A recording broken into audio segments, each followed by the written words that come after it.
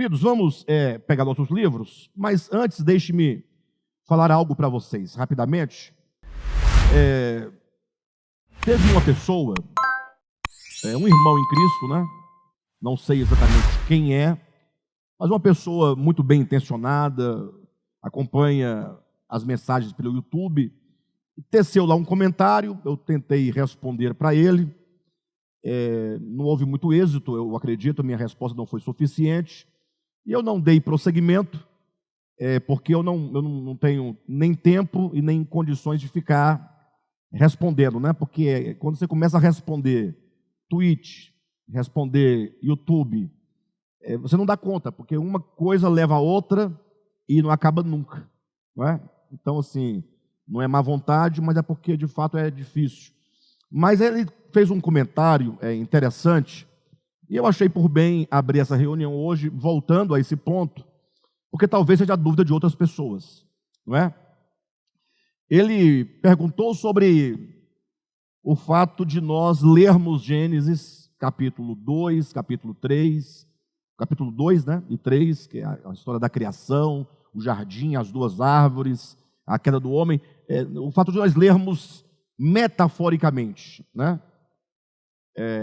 E a pergunta dele é o seguinte: se porventura aqueles rios que estão lá no Éden, que diz que do Éden brotam 4 rios, 4 braços que formam 4 rios, sendo eles respectivamente Gion, Pison, Tigre e Eufrates, não é?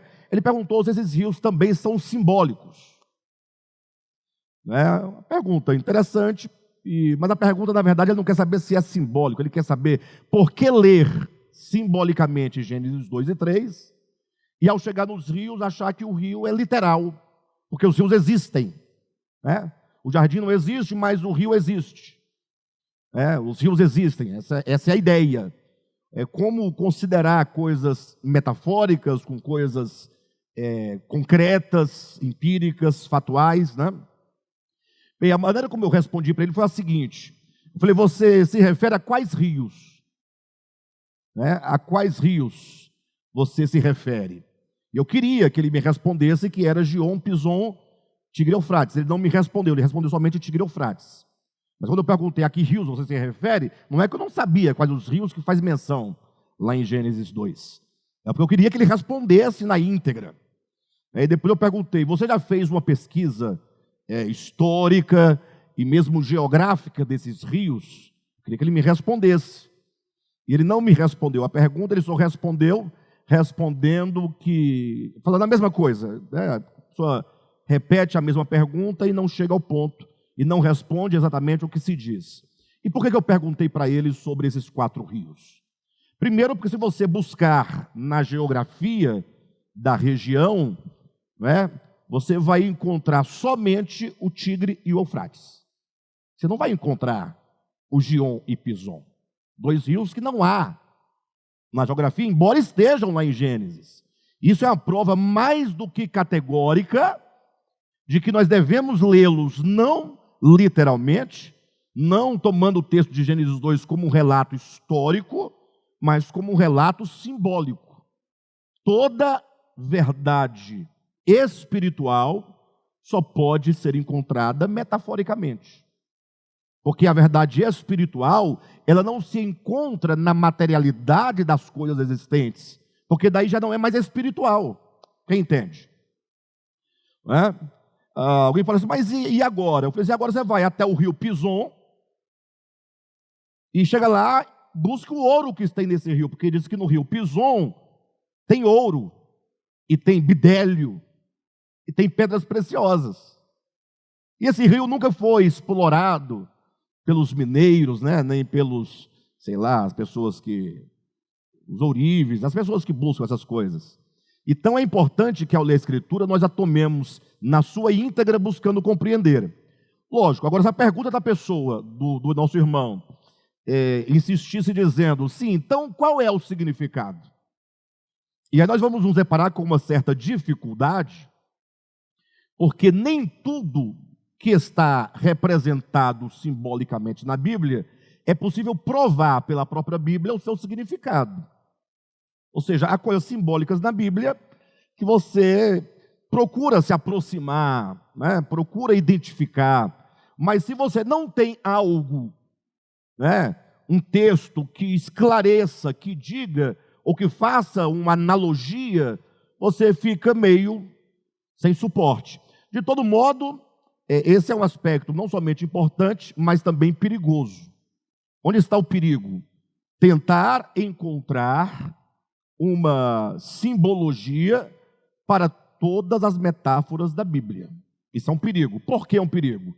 Porque uma vez que esta metáfora ou outra metáfora não encontra algo análogo, ou não encontra um texto que explique aquela passagem de modo específico, nós corremos o risco de inventar. E aí, quando chega no âmbito da invenção, cada um diz o que quer. E aí é onde as coisas acontecem, fugindo do controle, né, de uma hermenêutica segura, tomando a própria Escritura como nosso paradigma de interpretação. Bem, de todo modo, eu me arriscaria a dizer o significado desses 4 rios. Estamos fugindo só um pouquinho, mas só para esclarecer, né, a questão da simbologia. Eu parto do princípio, né, de que o número 4,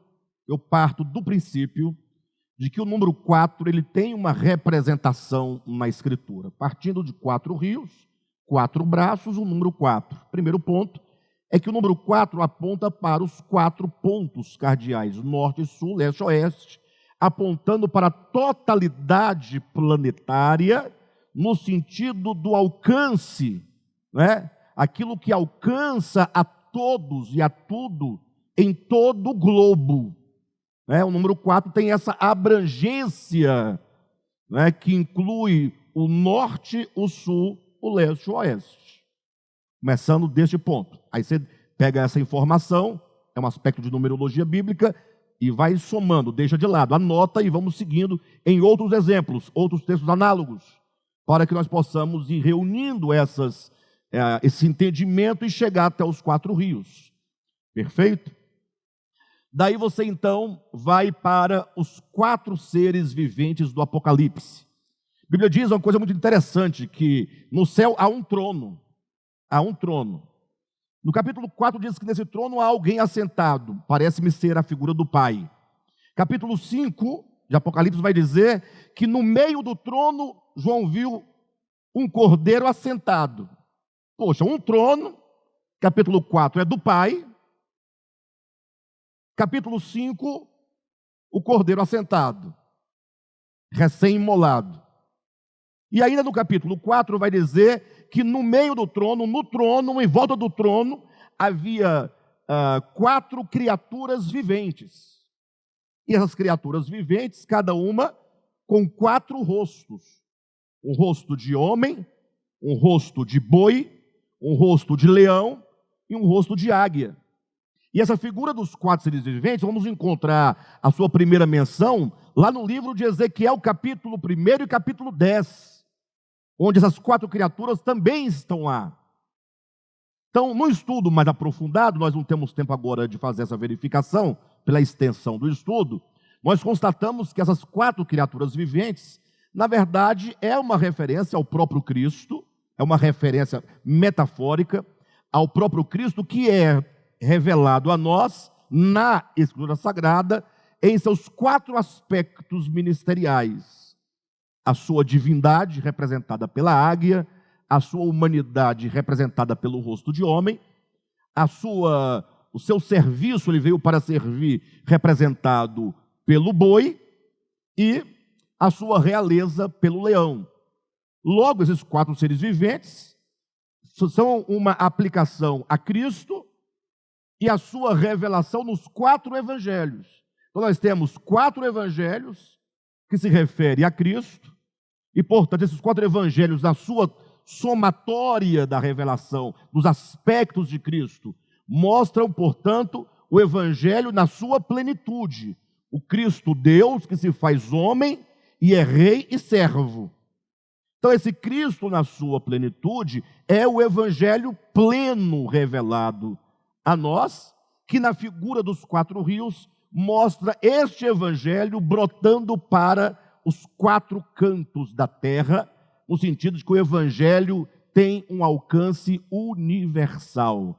Todos os homens são encontrados, ou todos os homens em qualquer lugar da terra em que esteja, são alcançados pelas águas da salvação, pelas águas da vida, como vamos encontrar novamente no Apocalipse, esses mesmos quatro rios, só que agora na Nova Jerusalém.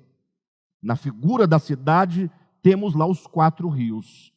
Alguém atento, estudioso da Escritura, fala assim: Alexandre, eu nunca vi no Apocalipse quatro rios, só vi um rio que desce do trono de Deus. Mas se alguém atento lesse o Apocalipse com atenção e fosse então reproduzir na metáfora o desenho da Nova Jerusalém, com todas as especificações que tem na profecia, logo essa pessoa iria desenhar esse rio que procede do trono como o rio que procede do Éden, porque é dito que brota do Éden um rio que se divide em quatro braços. Então é um rio que vai em quatro direções, como o rio das águas da vida, que brotando do trono, ele vai nesse formato em espiral, passando pelas 12 portas da cidade, que estão 4 ao norte, 4 ao sul, 4 a leste e 4 a oeste, ou seja, vai passando por todos os 4 pontos, norte, sul, leste, oeste, e desse rio é dito que todos os homens são convidados a beber gratuitamente da água da vida. Não é?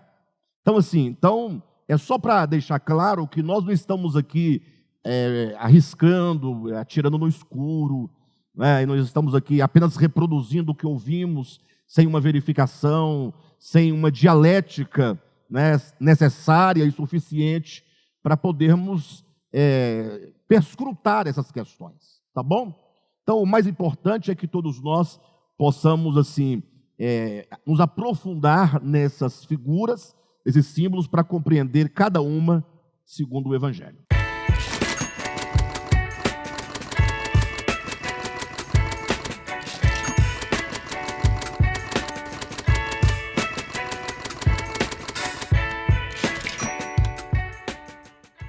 Vamos pegar nossos livros, vamos abrir na página de número 65. Vou voltar um pouquinho antes, tá, querido? Só para dar o sentido. Nós estávamos na página 66, mas eu vou voltar na 65 para dar seguimento.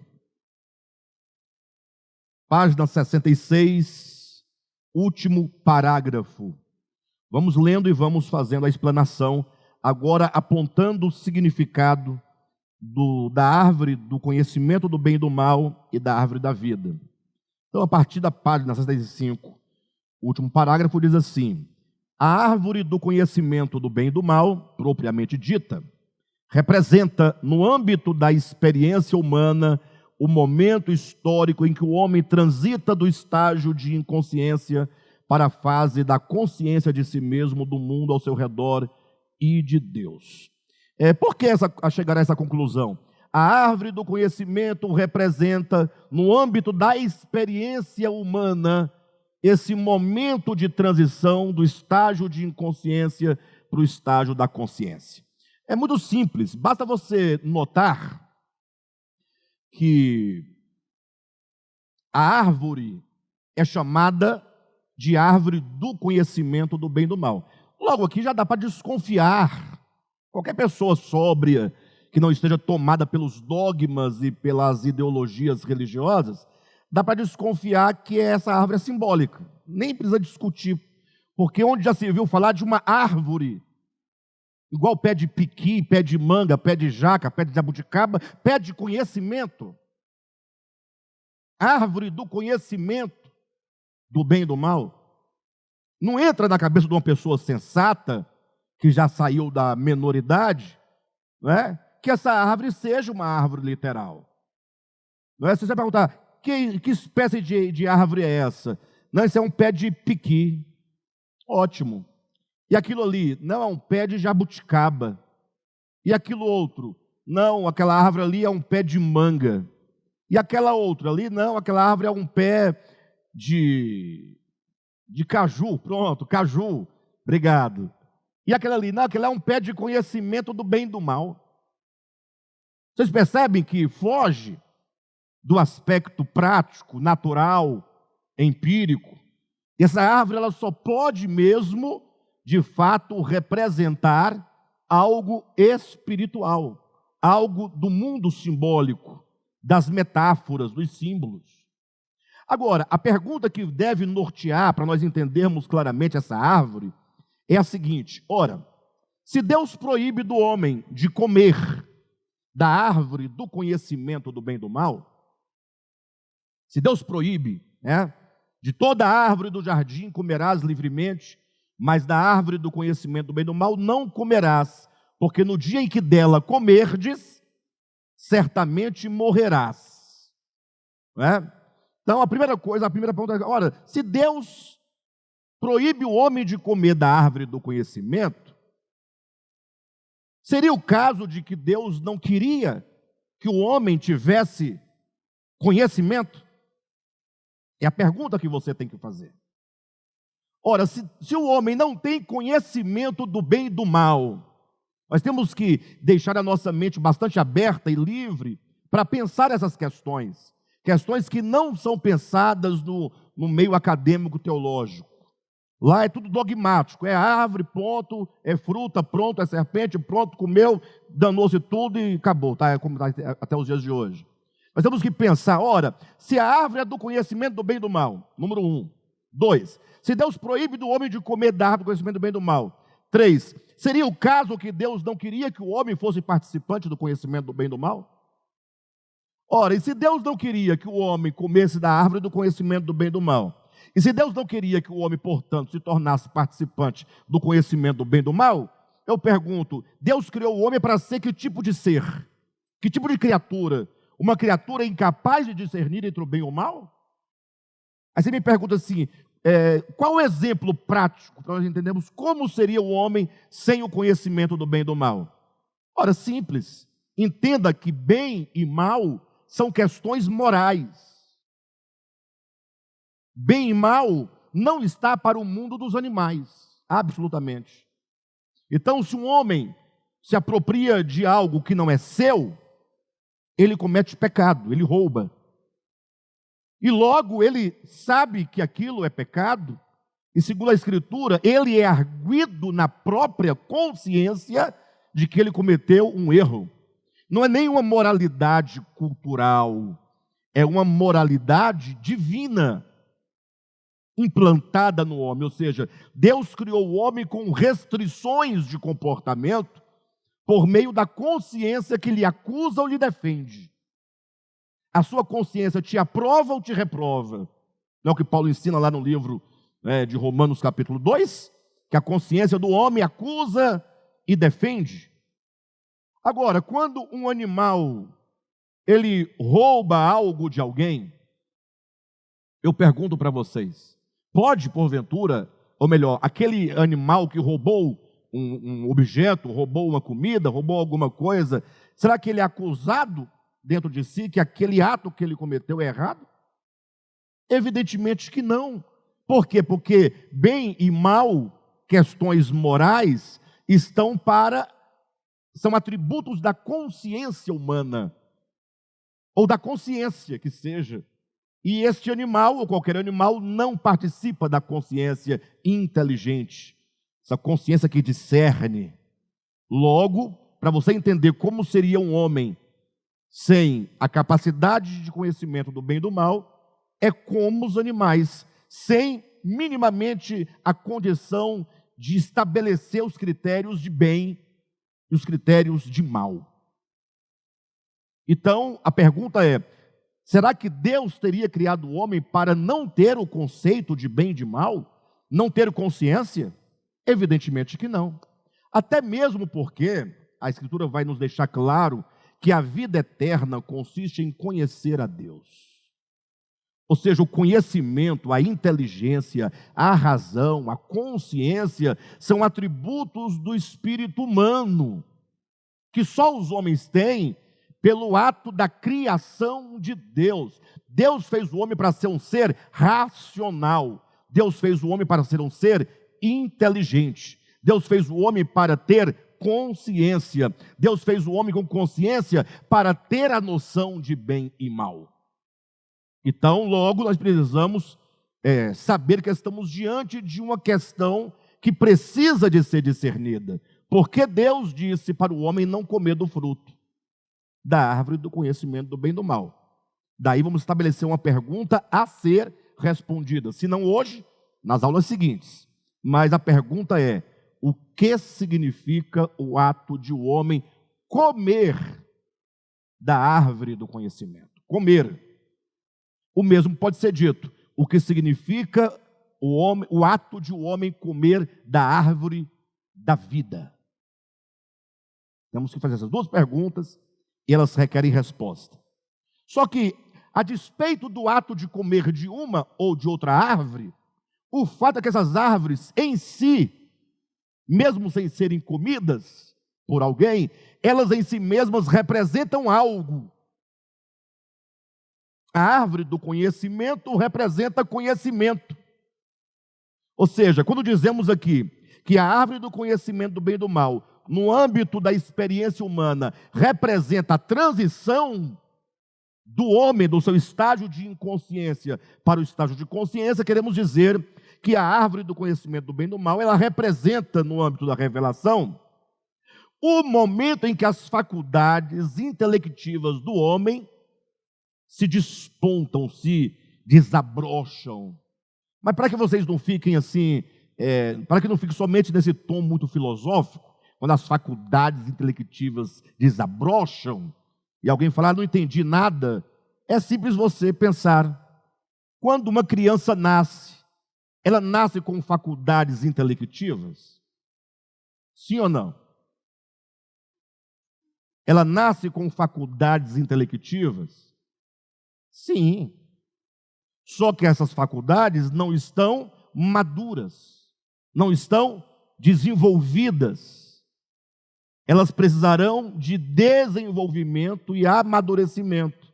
Então, a criancinha com 1 mês de idade, com 1 ano, com 2 anos, 3 anos, cada tempo que vai passando, essas faculdades vão amadurecendo pouco a pouco, até que chega um momento que essas faculdades desabrocham na experiência humana. Tanto é que você pode fazer essa experiência, tentando voltar na sua infância, tentando chegar no mais próximo possível da sua inconsciência. Qual é o ponto mais próximo da sua inconsciência? É a sua primeira memória. Ou melhor, é a sua primeira memória. É a primeira memória? Ou é a memória daquilo que você se lembra, da primeira coisa que você se lembra enquanto ser vivo? Talvez tenham outras memórias que estejam armazenadas no subconsciente, mas você não tem acesso, você não deve nada para elas, você não tem acesso, você não pode responder pelo que você não tem acesso. Mas talvez você vai voltando, você vai encontrar, poxa, a lembrança da minha infância que eu tenho de fato, a primeira é esta. Ou talvez sua memória não consiga alcançar muito longe, mas pelo menos, só para vocês terem uma ideia, uma noção, que as faculdades intelectivas individuais de cada um de nós, elas, num dado momento da nossa experiência individual de crescimento, elas desabrocham. Assim é o primeiro homem. Por que pensar que Adão é diferente de nós? Por que pensar que a primeira árvore, qualquer árvore, nasceu árvore pronta? Por que atropelar o processo natural de todas as coisas que desde o princípio continuam diante dos nossos olhos do mesmo modo, da semente ao fruto, e não o contrário? Vocês entendem? Até o próprio Cristo, para vir ao mundo, ele poderia aparecer, já grande. Mas não, ele passa por todo o processo natural que Deus estabeleceu para todas as coisas, ou seja, ele passa pelo nascimento, ou melhor, desculpe-me, pela concepção, 9 meses cada segundo, cada minuto, cada dia, cada semana, cada mês, 40 semanas, nasce um nascimento normal, parto normal. Bebezinho de um dia de nascido, 10 dias, um mês. Mas é um processo muito dolorido, vocês não acham? Para aquele que é o eu sou. É um processo, para mim, na minha singela opinião, totalmente sem propósito. Parece logo, gente, vamos simplificar a coisa. Mas não é bem assim. Deus, Ele próprio está submetido a todas as leis que Ele estabeleceu para toda a sua criação. Logo, se você entende que as faculdades intelectivas de uma criança chega num dado momento da experiência humana para ela desabrochar, aplica esse princípio a Adão. Até porque, não desanimem, não fiquem tristes, não fiquem desesperados, não desviem, mas até porque Adão não existe enquanto indivíduo. Puxa, eu acho que eu decepcionei muita gente agora, né? Todo mundo querendo Adão, mas querendo dar umas pancadas nele, que ele foi um irresponsável. Eva, então, misericórdia. Aí como assim Adão não existiu? Adão não foi uma pessoa? Bem, para você entender se Adão foi ou não uma pessoa, basta você ler com atenção Gênesis, capítulo 2 e Gênesis, capítulo 5. Por que Gênesis 2? Porque em Gênesis 2 diz que Deus criou o homem do pó da terra. Como é que era o nome do homem? Não, Deus criou o homem. O homem. Não tem lá, eu acho que vou chamar esse homem de Adão. Não, Deus criou o homem. Está lá o homem no jardim. Isso é a descrição simbólica de Gênesis. E Deus fala assim, olha, eu vou fazer uma auxiliadora para o homem. Vou fazer uma auxiliadora para o homem. E é extraordinário, porque quando diz, vou fazer uma auxiliadora extraordinária, Deus então não procede fazendo a auxiliadora. Ele diz, vou fazer a auxiliadora, e o primeiro passo que ele dá nessa direção é, traga os animais. Não parece uma coisa desconecta? Quando a gente lê a Bíblia ou lê você lê um jornal, fique atento para o que está sendo dito. Deus diz, não é bom que o homem esteja só, far-lhe-ei uma auxiliadora que lhe seja idônea. Ô Miguel, Gabriel, Ariel, traga lá os animais.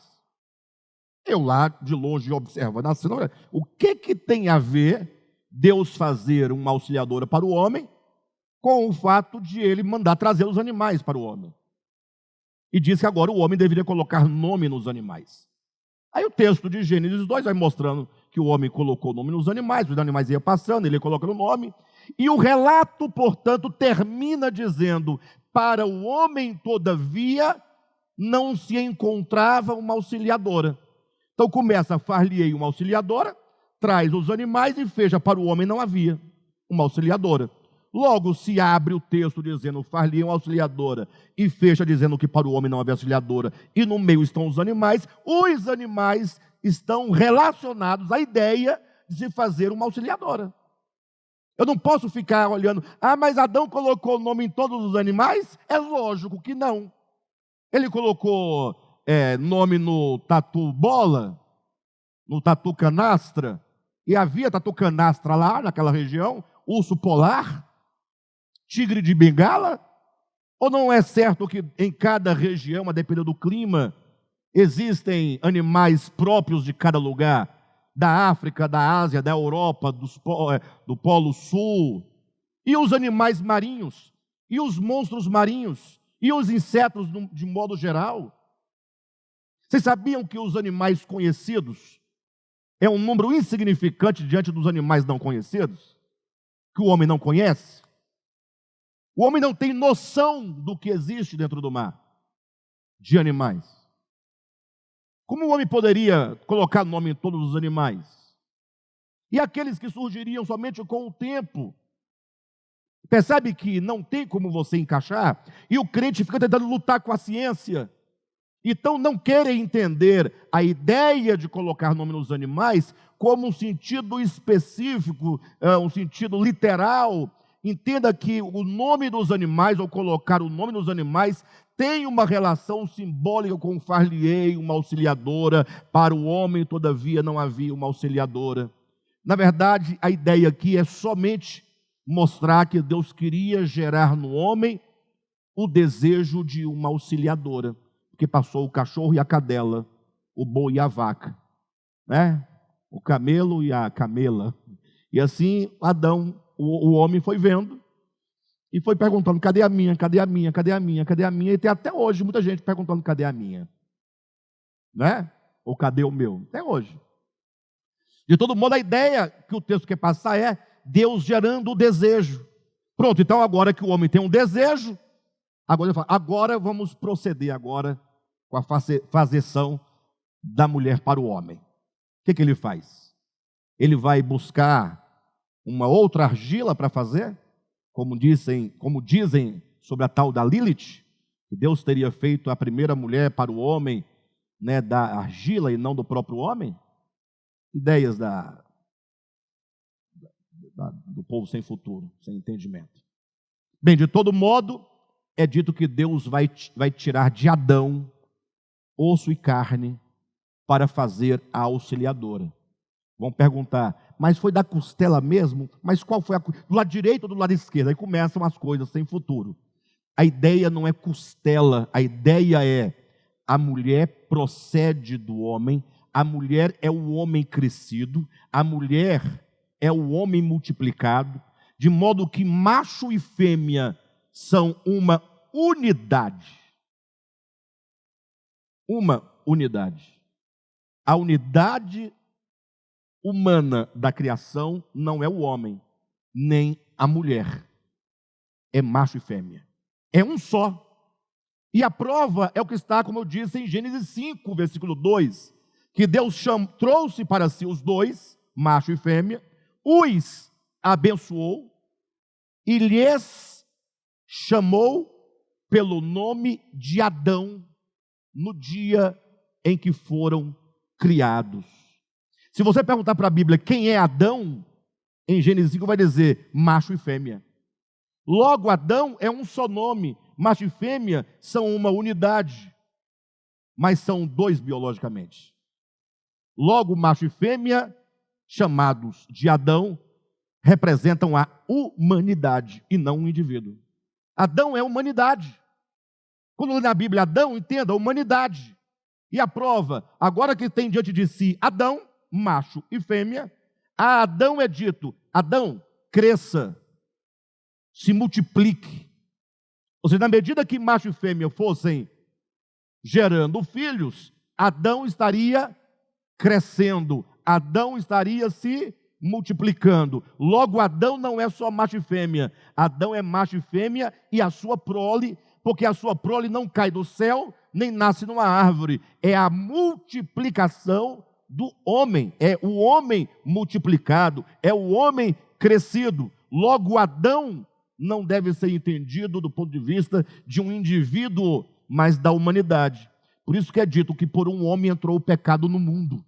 Só dá para entender claramente o que o apóstolo está dizendo, se você entender que esse homem único, Adão, somos nós todos. Porque do contrário, se são indivíduos por indivíduos, você fala assim: como é que um indivíduo lá não sei quando comete um pecado e eu sou responsável pelo que ele fez? Não faz sentido. Só faz sentido se eu for ele e ele for eu e nós fomos um só. Aí está falando dele e de mim e de nós enquanto uma unidade coletiva. Puxa vida, ficou bom, né? O mesmo se aplicará a Cristo. Mas essa é a ideia, né? Então, o que nós temos que perceber? Que a árvore do conhecimento, portanto, mostra esse momento em que a humanidade criada por Deus tem as suas faculdades afloradas, desabrochadas, amadurecidas. Isso não é de todo estranho, não, é simples. Quando você ler Gálatas capítulo 4, versículo 4, o que você encontra? Vindo, porém, a plenitude do tempo. Opa, peraí, o tempo tem uma plenitude. Logo, antes da plenitude, os tempos não haviam alcançado esse momento pleno, completo. Os tempos têm uma plenitude. Vindo, porém, a plenitude do tempo, Deus enviou seu filho nascido de mulher. Então, o momento exato de Deus enviar o seu filho é quando os tempos atingem esse clímax. E alguém fala, e o que significa esse clímax do tempo? Aí você lê os versículos anteriores, Gálatas capítulo 4, versículos 1, 2, 3. E Paulo vai dizer, no tempo em que nós éramos meninos, no tempo em que nós, humanidade, vivíamos a menoridade. Então Paulo diz que a humanidade tem um estágio longo de menoridade, de infância. E quando chegou na plenitude do tempo, essa humanidade chegou no momento de maturidade, de idade adulta. Então, se você vê que Paulo está usando a metáfora do tempo, a metáfora da idade, aplicado à humanidade, logo a humanidade tem geração, tem nascimento, tem tenra-idade, tem meninice, tem pré-adolescência, tem adolescência, não é? Tem a fase da juventude e tem a fase adulta, plenitude do tempo. Então, é a própria Escritura quem nos leva a considerar a humanidade a partir da metáfora, não é? Desse desenvolvimento. Assim como um indivíduo tem todas as fases da sua experiência humana, nascimento, desenvolvimento, o desenvolvimento das faculdades intelectivas, o aflorar da razão, e assim até chegar na idade adulta, vamos colocar a idade adulta de 20 anos, né? Vamos tomar 20 anos lá para os judeus, para nós aqui me parece que é 30, a idade adulta, né? Mas de todo modo, essa imagem desse homem, dessa humanidade em crescimento, desenvolvimento, é bíblica. Gálatas capítulo 4, versículo de 1 a 4. Então é nesse momento que o homem atinge esse nível de crescimento, é que Deus envia o seu filho. Porque agora o Cristo vai pegar o homem pelas mãos e vai trazê-lo para a maioridade, para a consciência de fato. É o que o Evangelho está fazendo e pretende fazer com cada um de nós. Perfeito, pessoal? Então, é mais ou menos isso. Então, seguindo aqui, acredito que agora fica mais claro o que está escrito aqui na página 65. A árvore do conhecimento do bem e do mal, propriamente dita, representa, no âmbito da experiência humana, um momento histórico em que o homem transita do estágio de inconsciência para a fase da consciência de si mesmo, do mundo ao seu redor e de Deus. Refere-se, portanto, à germinação de sua inteligência, até então adormecida nas trevas da ignorância. Não brotou essa árvore de um mero e simples horto, ou de um mero e simples jardim, mas despontou do mais profundo ser do homem, no jardim de sua alma, a planta orgânica que gera as faculdades intelectuais, memória, imaginação, juízo, abstração, concepção. Eis o homem na alvorada do conhecimento. A árvore da vida, por sua vez, refere-se ao próprio Cristo, que habita no meio do jardim, no âmago do espírito humano. Então veja que em Gênesis capítulo 2, versículo 17, né? Capítulo 2 de Gênesis, é claro que Deus plantou a árvore do conhecimento do jardim, no jardim, e a árvore da vida no centro do jardim, no meio do jardim.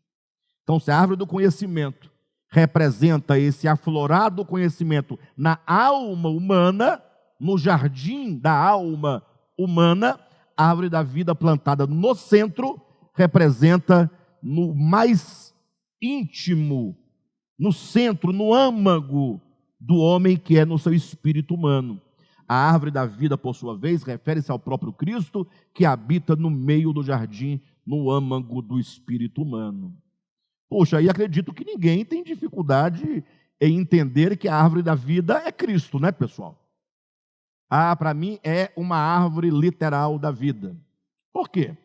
É porque diz que Deus plantou a árvore da vida. A palavra árvore é árvore. Árvore é árvore. Por que a Bíblia fala árvore e você fala que a árvore não é árvore, Alexandre? Pelo mesmo motivo que Jesus fala, eu sou a videira verdadeira. E ele não é nenhuma videira. Mas aqui é uma metáfora. E lá o quê? Mas aqui todo mundo está vendo que é metáfora.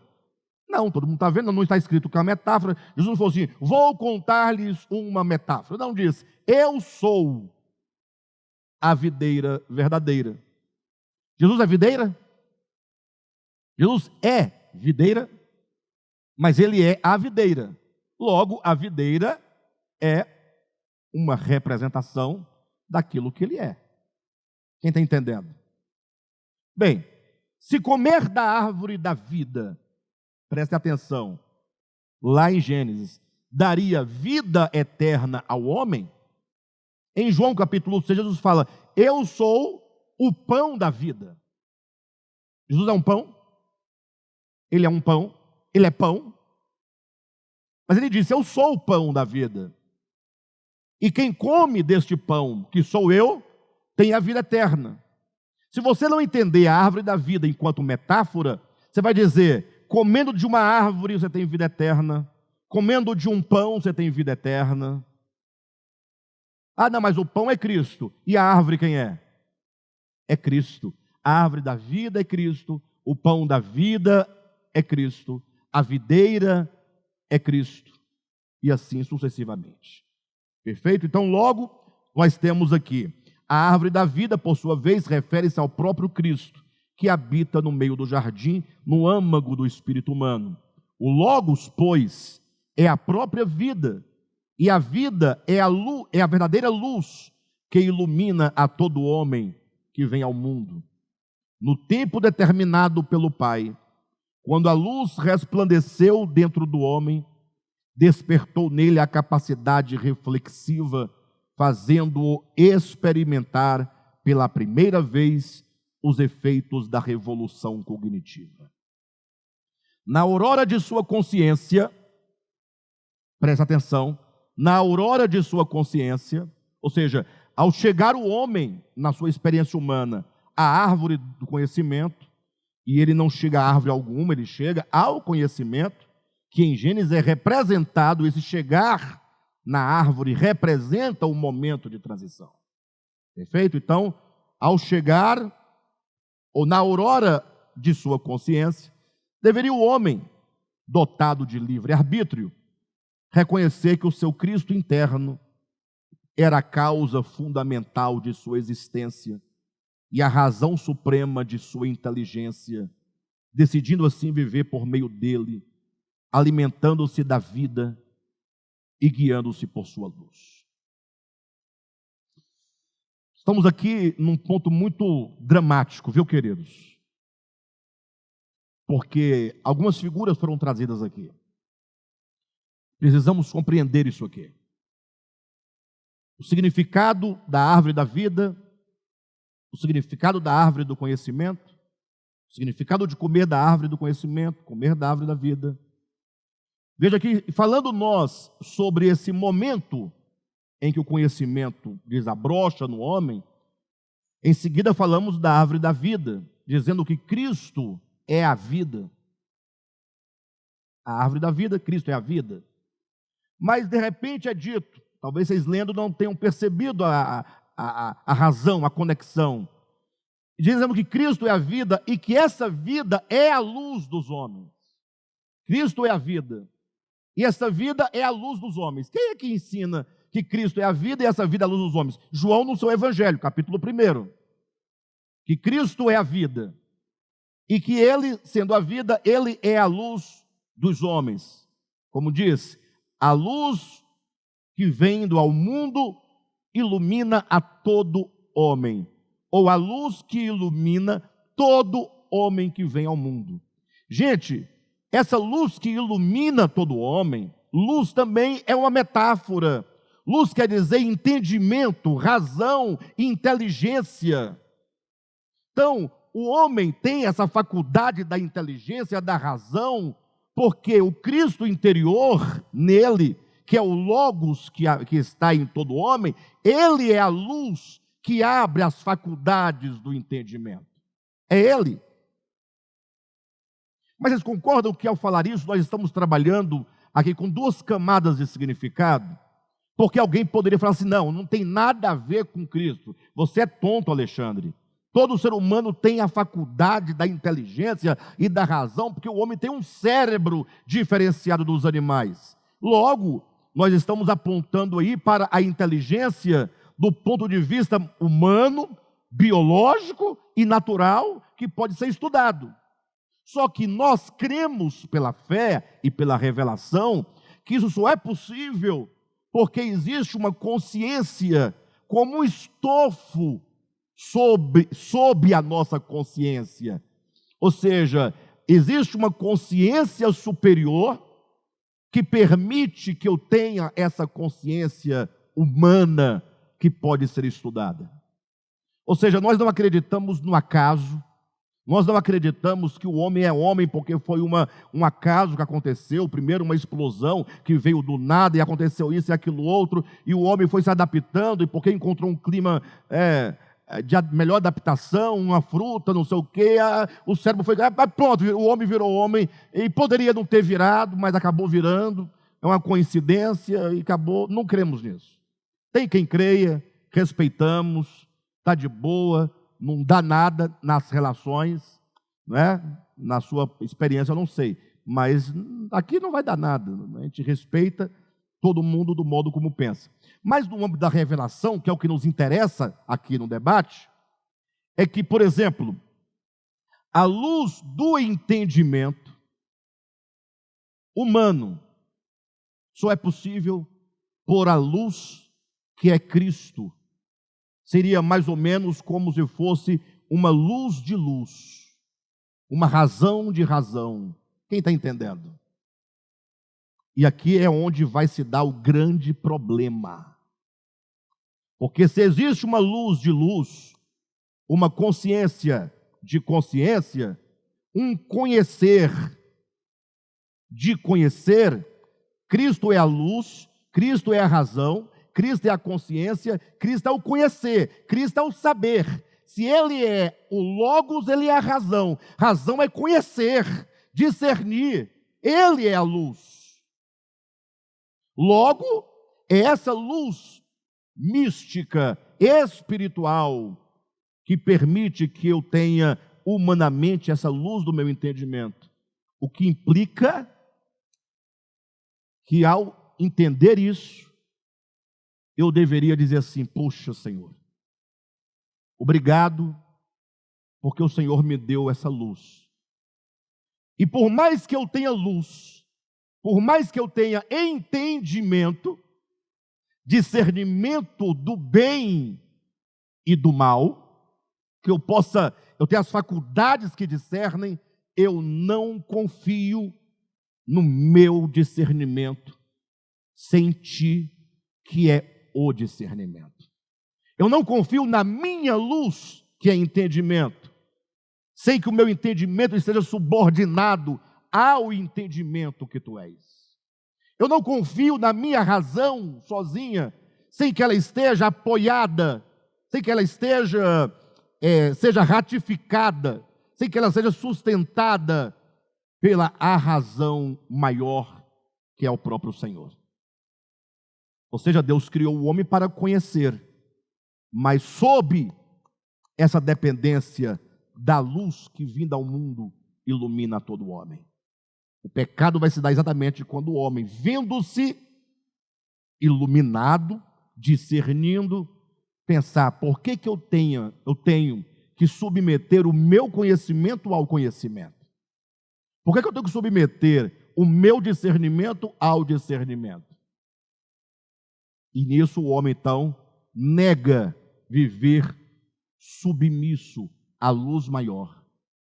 o homem usa da sua razão, sim ou não? Mas quem é a razão superior? É Cristo. Aí eu pergunto, quando tem uma guerra, se você perguntar às autoridades, aos cientistas políticos daquela nação que está em guerra, eles terão na sua razão, a razão da guerra? Mas eles falarão o quê? Não, nós não temos a razão da guerra, nós somos maus, nós somos perversos. O que eles vão falar? Estamos defendendo a nossa liberdade.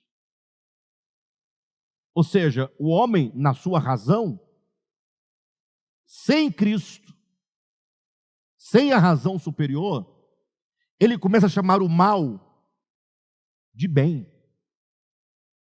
Quando a razão humana, a inteligência humana, o conhecer humano, o discernimento entre o bem e o mal humano, não se subordina, não se submete à razão maior, que é o Cristo de Deus, agora o homem começa a chamar o mal de bem, não raras vezes. Aí não precisa falar de uma guerra, né? Porque uma guerra é coisa tão grande, tão ampla, que foge talvez do nosso entendimento. Mas quando um casal briga, uma briga daquelas mais fortes, porque essa briguinha dia a dia não dá nada. Não tem nem como passar um dia sem dar uma cutucada, né? Sempre está se ralando, se arranhando. Acontece. Vai aquelas brigas meio chata que fere, que machuca. Não tem essas brigas? Que você vê que você, lá no final, você vai se arrepender, lá no final, vai pedir perdão, vai reconhecer, mas até lá já machucou, já entristeceu, já feriu, né? Você já humilhou, já xingou. Então essa batalha mesmo forte. Se você for perguntar para um do casal, o que aconteceu? Ele vai falar assim, rapaz, eu sou um cara horrível, eu sou um monstro. Vai dizer isso?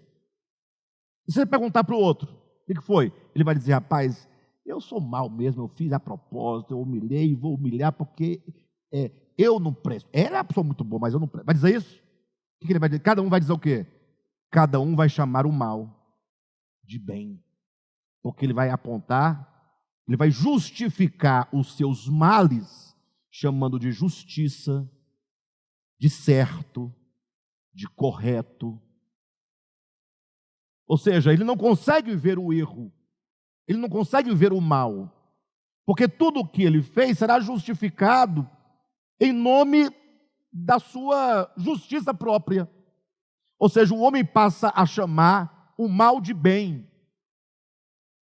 Tanto é que quando você lê o Evangelho, se você estiver lendo assim no seco mesmo, você vai discordar de Jesus todas as vezes. Nunca Jesus está certo no Evangelho, para o homem natural. Nunca. Mostre para mim qual passagem de Jesus que humanamente e no natural do homem ele estaria certo.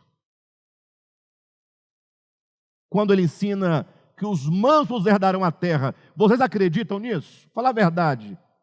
Tanto é que existe uma piada que diz, a Bíblia fala, os últimos serão o quê? Os primeiros. Aí a piada fala, os últimos serão desclassificados. Porque esta é a lógica natural do homem. Os humilhados serão exaltados. Onde é isso? Aqui na terra? Veja que tudo que Jesus fala é diferente do que a gente entende. Tudo. Dê a César o que é de César. O Lula é o César do momento. Mas tem uma parte da população que não quer dar a ele a honra de um presidente da República do Brasil. Não quer dar. Ladrão, bandido, safado, corno. Eu vou parar porque é muito nome. Mas como assim? Aí vai entrar onde? Agora, se o Bolsonaro tivesse ganho, aconteceria a mesma coisa. E por que nós xingamos as pessoas? Porque ele é ladrão. Mas já imaginaram se nós fôssemos chamar você de tudo o que você é? O que ia acontecer? Se vocês fossem chamar o Gilmar de tudo o que ele é, só porque ele é, o que ia acontecer, Gilmar? É ruim. Ou seja, que tal nós deixarmos essas questões para o juiz? O juiz vai julgar o Lula, vai julgar o Bolsonaro, vai julgar o Alexandre, vai julgar o Gilmar, vai julgar a Silvia. E aí o fulano, e se o Bolsonaro ganha? É o presidente da República, merece respeito como autoridade. Ponto. Não concordo com ele, não gosto dele, mas isso aí é outra coisa. Ora por ele, Senhor, tem misericórdia para errar menos. Se você é o conceito de errar, então pede para errar menos na sua oração. Só que nós fazemos o que a Bíblia fala, orai pelas autoridades. Não fala? A gente ora. Olha para mim, a gente ora, o que a gente faz? O que a gente faz? A gente xinga. Aí eu pergunto, mas por que a gente xinga? Aí a pessoa fala, a pessoa fala, porque eu estou defendendo a liberdade. Estou defendendo o Evangelho. Nós estamos em defesa do Evangelho.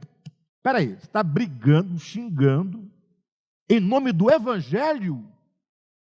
Por que eu estou dizendo isso? Porque nós chamamos o mal de bem. Eu quero que os irmãos vejam a gravidade do homem ter conhecimento do bem e do mal e não comer da árvore da vida. O que é comer da árvore da vida? O homem, ao chegar à árvore do conhecimento do bem e do mal, não é comer dela. Ao chegar, desabrochou suas faculdades, a luz resplandeceu. A luz é o Logos eterno, que é o estofo, o fundo da minha consciência humana. A minha consciência humana, se é a consciência divina, ela é má. Ela chama de mal, de bem, ela chama de bem o mal.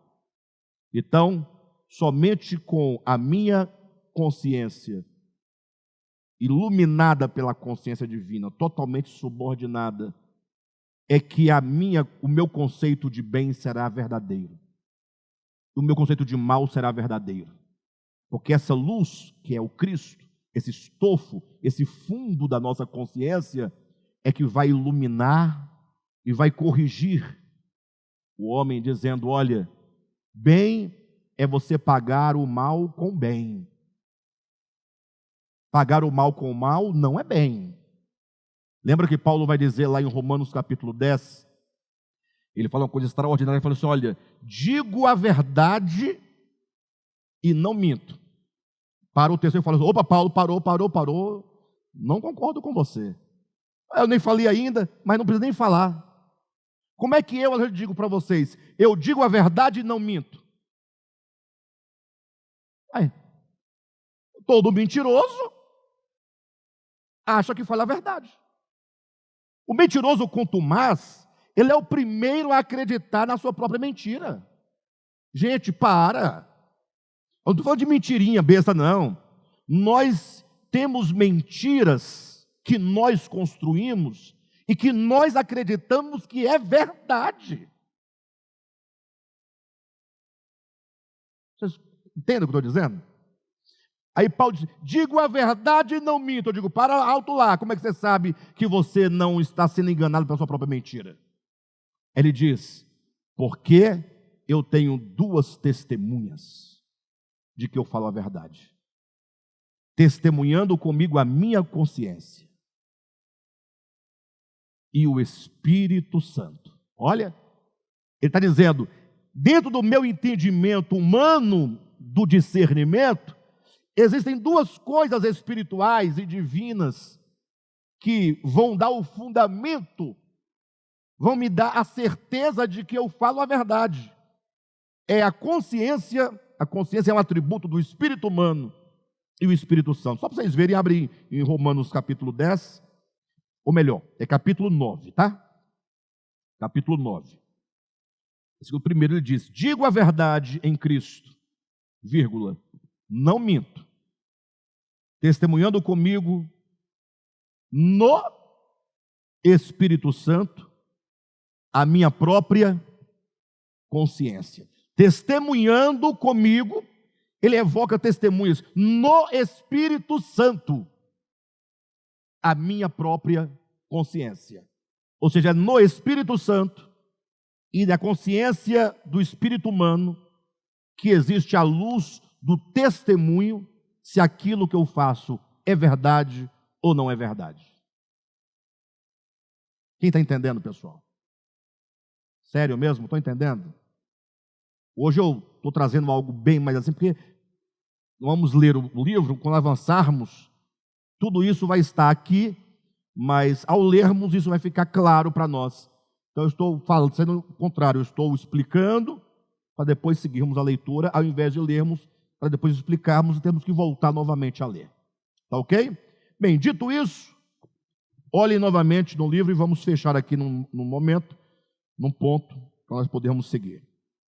Página 66, último parágrafo diz: na aurora de sua consciência, deveria o homem, dotado de livre-arbítrio, reconhecer que o seu Cristo interno era a causa fundamental de sua existência e a razão suprema de sua inteligência, decidindo assim viver por meio dele, alimentando-se da vida e guiando-se por sua luz. Entretanto, como está escrito, quando a luz resplandeceu no seu interior, as trevas não a compreenderam. O conflito se instaura no coração humano e o palco estava armado para a grande ópera da decisão. Então, vamos parar por aqui, mas ficou bastante poético esse final, né? Na aurora de sua consciência, ou seja, quando, imagine vocês que se o homem tivesse sido criado, na metáfora, de noite, meia-noite, criado. Ele tem uma experiência de escuridão. Aí o sol começa a nascer. Então esse nascer do sol, essa luz que está despontando, entenda que essas trevas, essa noite seria na consciência, adormecida, até que o dia nasce, aí vem então a alvorada, o amanhecer da consciência, a luz nascendo no entendimento. Essa é a ideia. Na aurora de sua consciência, deveria o homem, dotado de livre-arbítrio, reconhecer que o seu Cristo interno era a causa fundamental de sua existência e a razão suprema de sua inteligência, e assim decidir viver por meio de Cristo, alimentando-se da vida e guiando-se por sua luz, que é o significado de comer da árvore da vida.